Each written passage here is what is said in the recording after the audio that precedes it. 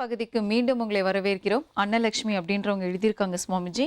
எனது மகளின் பெயர் தேவிகா. அவள் பிறந்த தேதி 25/11/1993 கார்த்திகை 10 வியாழக்கிழமை இரவு 11:10 மணிக்கு பிறந்தாள்.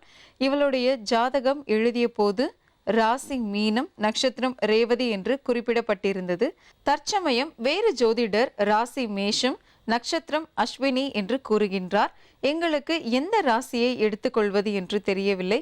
இதற்கான தீர்வையும், மேலும் என் மகளுக்கு அரசு வேலைக்கு வாய்ப்பு உள்ளதா மற்றும் திருமணம் எப்பொழுது நடைபெறும் என்பதை தாங்கள் தான் சப்தரிஷி வாக்கியம் மூலம் கூற வேண்டும் ஐயா.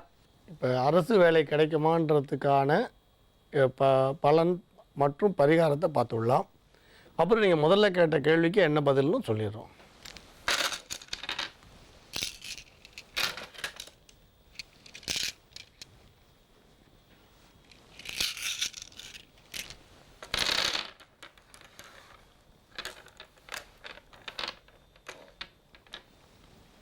இப்போ முதல்ல நீங்கள் ரேவதியா அஸ்வினியான்னு கேட்டீங்க. அதுக்கு ஒரு விஷயத்த சொல்கிறோம். நீங்கள் அதில் எழுதுனதோட முழு விவரத்தை நீங்கள் அனுப்பலை, வெறும் கேள்வியாக தான் கேட்டிருக்கீங்க. அதாவது ராசி, நவாம்சம், கிரகபாதசாரம், தசா இருப்பு இதெல்லாம் முழுமையாக போட்டிருந்தால் நம்ம முதல்ல அதை ஜாதகம்னு எடுத்துக்கலாம். அதனால் இது பஞ்சாங்க வித்தியாசமாக இல்லை கம்ப்யூட்டர் ஜாதகத்தில் போட்டிங்கன்னா இந்த வித்தியாசத்தோட விளைவு தெரிஞ்சிடும். அந்த கம்ப்யூட்டர் ஜாதகத்திலே குறிப்பிட்டுருவா, திருக்கணித பஞ்சாங்கப்படி, வாக்கிய பஞ்சாங்கப்படி அப்படின்னு குறிப்பிட்டு ராசி, நவாம்சம், பாவஸ்படம், அதேமாதிரி திரேகான சக்கரம், அட்டவர்க்கம், அது கிரகபாதசாரம், தசாபுத்தியோடு போட்டு கொடுத்துருவோம். அந்த மாதிரி போட்டு பார்த்தீங்கன்னா உங்களுக்கு சரியாக தெரிஞ்சிடும் ஒன்று. அதனால் நீங்கள் அந்த மாதிரி கணிச்சிக்கங்க. ஒரே ஒரு பக்கத்தில் குழந்தை பிறக்கும்போது எழுதி கொடுத்ததுனால அதை வச்சுக்காதீங்க. சில பேர் சொல்லுவாள் குழந்தை பிறக்கும்பொழுது எழுதணும். குழந்தை பிறக்கும்பொழுது எழுதுனதால மட்டும் அது சரியான ஜாதகம் நம்ம அப்படி எடுத்துக்க முடியாது. இப்போ அரசு வேலைக்கு சொன்னீங்க. இந்த அரசு வேலைக்கான வாய்ப்புகள் மிக குறைவாக தான் இருக்குது. தனியார் துறைக்கான வாய்ப்பு தான் பிரகாசமாக இருக்குது. இருந்தாலும் அரசு வேலைக்காக சில பரிகாரம் ஒன்றா சொல்கிறேன், நீங்கள் அதை செய்யுங்க. இறையருளால் உங்களுக்கு அரசு சம்பந்தமான விஷயத்தில் லாபம் கிடைக்கட்டும். அதாவது நீங்கள் கிராமத்தில் கிராம தேவதைகள் இருக்கிற கோயில் அல்லது முனீஸ்வர பகவான் வழிபாடு பண்ணக்கூடிய இடம் இல்லை எல்லை தெய்வங்கள் இருக்கிற கோயிலில் எட்டி மரம் வாங்கி சனிக்கிழமை நடுங்க. இந்த மாதிரி 6 மரக்கன்று எல்லை தெய்வங்கள் இருக்கிற இடத்துல வைங்க. அப்புறம் ஒரு முறை நீங்கள் இந்த உத்தியோக சம்பந்தமான விஷயத்தில் ஈடுபடும்போது ஆஞ்சநேய சுவாமிக்கு வெத்தலை மாலை போட்டு அவருக்கு நமஸ்காரம் பண்ணி வழிபாடு பண்ணுங்கள். பானக நைவேத்தியம் பண்ணுங்கள். கட்டாயம் சுவாமி அருளில் அரசு வழியில் தனலாபம், உத்தியோக லாபம் கிடைக்கும். நம்புங்கள், நல்லதே நடக்கும். ரொம்ப நன்றி சுவாமிஜி. அன்னலட்சுமி அவங்களுடைய மகளுக்காக நல்ல ஒரு பரிகாரம் சொன்னீங்க. பார்த்துட்டு இருக்க நேயர்கள் பயன்படுற மாதிரியும் நிறைய ஆன்மீக தகவல்களும் பரிகாரங்களும் இன்னைக்கு நிகழ்ச்சியில் பகிர்ந்துக்கிட்டீங்க. ரொம்ப நன்றி.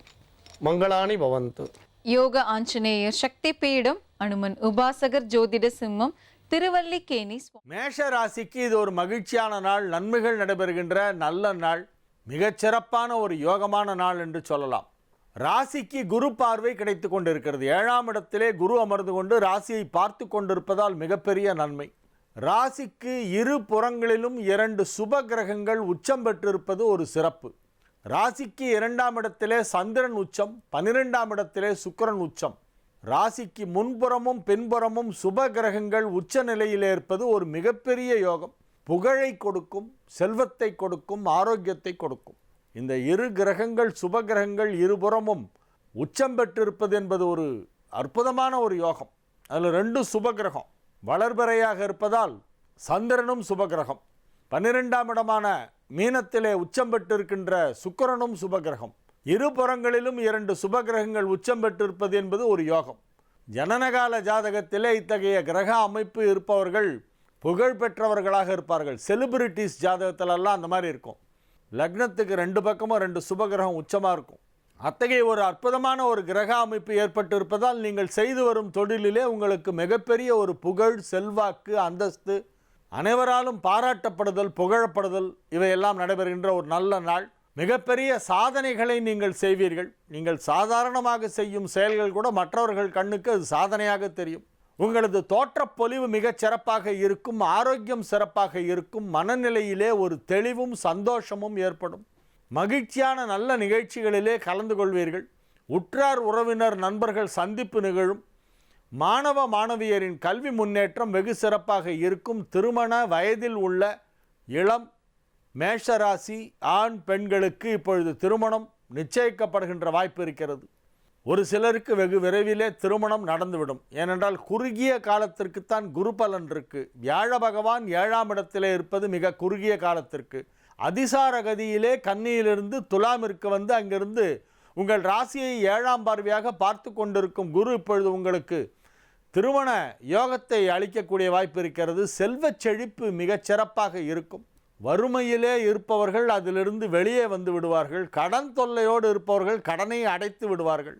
வியாபாரத்திலே இருப்பவர்களுக்கு அதிக லாபம் கிடைக்கக்கூடிய மிகச்சிறப்பான ஒரு நல்ல நாள். இன்று தை கிருத்திகை முருகன் வழிபாடு செய்ய வேண்டும். செவ்வாயை ராசி அதிபதியாக கொண்ட மேஷராசியினர் முருகன் வழிபாடு செய்தால் அவர்களுக்கு வெகு சுலபமாக முருகப்பெருமானின் திருவருள் கிடைக்கும். கேட்கும் வரங்களையெல்லாம் 12 கரங்களால் வாரி வழங்கும் வள்ளலான முருகப்பெருமானை வழிபாடு செய்து அதன் மூலம் அதிக நன்மைகள் பெற வேண்டிய ஒரு நாளாக இந்நாள் விளங்குகிறது. ரிஷப ராசிக்கு இது ஒரு மிக அற்புதமான நன்மைகள் நடைபெறுகின்ற நல்ல நாள். ராசியில் சந்திரன் உச்சம் பெற்று இருக்கிறது. ராசி அதிபதி 11ஆம் இடத்திலே உச்சம் பெற்று இருக்கிறது. 11க்குடைய குருவும் ராசி அதிபதி சுக்கிரனும் ஒன்றுக்கொன்று இடப்பரிவர்த்தனை பெற்றிருக்கின்ற மிக சிறப்பான ஒரு யோகம் ஏற்பட்டிருக்கிறது. இன்றைய நாள் ஒரு நல்ல நாள், மகிழ்ச்சியான நாள். நீங்கள் வேலை பார்க்கும் இடத்திலே உங்களுக்கு மிகப்பெரிய ஒரு பதவி உயர்வு, ஊதிய உயர்வு போன்றவை கிடைக்கக்கூடிய வாய்ப்பு இருக்கிறது. வியாபாரம் செய்து கொண்டிருப்பவர்களுக்கு அதிலே மகத்தான லாபம் கிடைக்கும். மிகப்பெரிய ஒரு செல்வச் செழிப்பு ஏற்படுவதற்கான அறிகுறிகள் தோன்றுகின்றன. கிரக நிலவரம் அதை உணர்த்துகின்றன. ஆகவே இன்றைய நாள் உங்களுக்கு ஒரு வெற்றி திருநாள் என்று சொல்லலாம். உத்தியோகத்தில் இருப்பவர்கள், வியாபாரத்தில் இருப்பவர்கள் போன்ற அனைவருக்கும் அவரவர் தொழிலிலே மிகப்பெரிய ஒரு நல்ல வளர்ச்சி ஏற்படக்கூடிய வாய்ப்பு இருக்கிறது. ராசிக்கு 7ஆம் இடத்தில் சனி அமர்ந்து கொண்டு உங்களுக்கு யோகத்தை அளித்து கொண்டிருக்கிறது. ரிஷப ராசிக்கு யோகாதிபதியான சனி இப்பொழுது விருச்சிகத்தில் இருக்கிறது. விருச்சிகத்தில் தான் இருக்கிறது, அது மாறல. ஜனவரி 26 சனி பெயர்ச்சி ஆச்சுன்னு சொல்லுவாங்க. ஆனால் நம்பாதீங்க, சனி 7 தான் இருக்குது, நீ 8க்கு போல. டிசம்பர் மாதம் 19ஆம் தேதி தான் சனி பெயர்ச்சி. அது வரையிலே சனி உங்கள் ராசிக்கு 7ஆம் இடத்திலேயே தான் இருந்துருக்கு. போன வருஷமும் அங்கே தான் இருந்தது, அதுக்கு முந்தின வருஷமும் அங்கே தான் இருந்தது, இந்த வருஷமும் அங்கே தான் இருக்க போகிறது. இப்பொழுது 7ஆம் இடத்தில் இருக்கும் சனி உங்களுக்கு மிகப்பெரிய ஒரு நன்மையை செய்து கொண்டிருக்கிறது என்பதை மறந்துவிட வேண்டாம். இன்றைய நாள் ஒரு நல்ல நாள், மிக மிக நல்ல நாள். அதிக நன்மைகள் நடைபெறப் போகும் ஒரு அற்புதமான நாளாக விளங்குகிறது. இன்று தை கிருத்திகை. அருகில் உள்ள முருகன் கோவிலுக்கு சென்று முருகப்பெருமானை வழிபாடு செய்ய வேண்டிய ஒரு நாளாக இந்த நாள் விளங்குகிறது. கிரக நிலவரம் உங்களுக்கு மிகவும் சாதகமாக இருப்பதால் இன்றைய தினம் நீங்கள் செய்கின்ற செயல்கள் அனைத்தும் வெற்றிகரமாக நடந்து முடியும். முயற்சிகள் அனைத்தும் வெற்றி பெறும். மகிழ்ச்சியான நல்ல செய்திகள் வந்து சேரும்.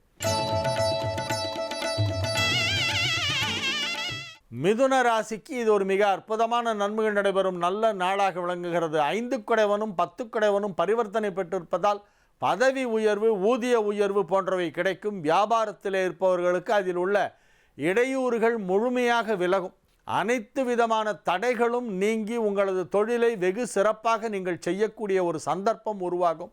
பொருளாதார நிலையிலே கணிசமான வளர்ச்சி ஏற்படும். 2ஆம் இடமான தனஸ்தானத்திற்கு அதிபதியான சந்திரன் இப்பொழுது 12ஆம் இடமான விரயஸ்தானத்திலே உச்சம் பெற்றிருப்பது ஒரு யோகம். 11ஆம் இடத்திற்கு குரு பார்வை கிடைத்து கொண்டிருக்கிறது. ராசியை குரு பார்த்து கொண்டிருக்கிறது. மிகச்சிறப்பான நன்மைகள் நடைபெறுகின்ற நல்ல நாளாக, மகிழ்ச்சியான நாளாக இந்த நாள் விளங்குகிறது. ராசி அதிபதி 8ஆம் இடத்தில் சூரியனோடு இணைந்து 2ஆம் இடமான தனஸ்தானத்தை பார்த்து கொண்டிருப்பதால் உங்களுக்கு யோகம். புதிதாக வீடு வாங்குவது, வண்டி வாகனம் வாங்குவது, வீட்டை புதுப்பிப்பது அல்லது பழைய வண்டியை கொடுத்துவிட்டு புதிதாக வண்டி வாங்குவது போன்றவையெல்லாம் இப்பொழுது நிகழும். பராமரிப்பு செலவுகள் அதிகமாக இருக்கும். ஆனால் மகிழ்ச்சியாக அவற்றை செய்வீர்கள். தாராளமான ஒரு பண வசதி இருக்கும் இன்றைய தினம்.